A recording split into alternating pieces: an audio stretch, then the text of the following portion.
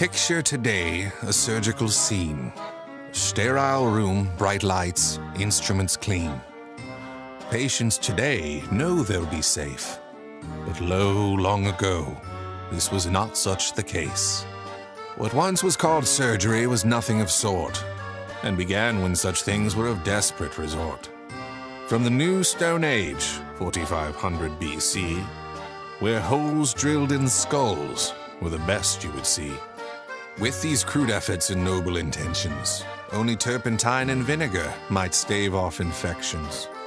And for these poor patients, through their howls and their groans, nothing there offered eased the slicing of bone.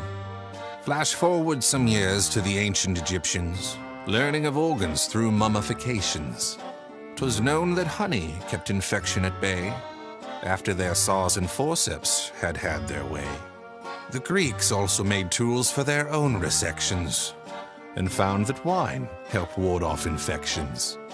Gladiators thrived with Galen around, who studied the body, slicing on beasts that he'd found. Clearly, surgery before anesthesia was simply barbaric, excruciating pain making patients hysteric. But this was a time to be awake was thought key, to come out alive of your surgery. In India, years later, across all the land, nose upon nose was sliced off by hand.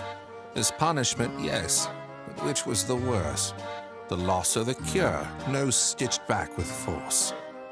Through the Middle Ages, this agony of pain continued, leaving the needy writhing in vain, as concoctions of herbs attempted to mask the unspeakable agony of resolute surgeons' task.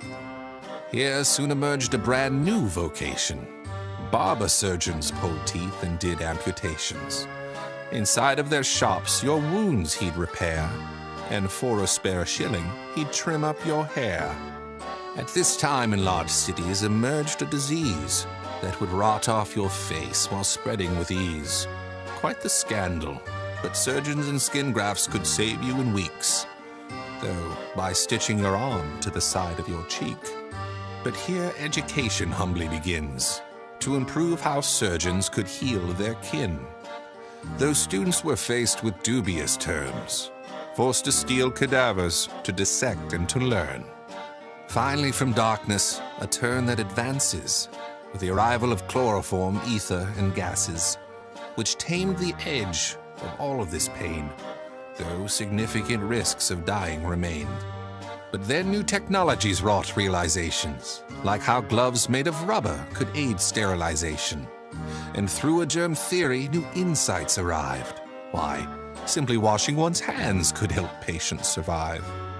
So, by the mid-1900s, surgery was safe, antibiotics having found their true place, amongst better schooling and doctors who shared the skills, yes, to heal, but also to care. Now the term healthcare means thousands of tasks, thousands of roles built on the past. And with esteemed institutions teaching what's right, the history of surgery's future is bright.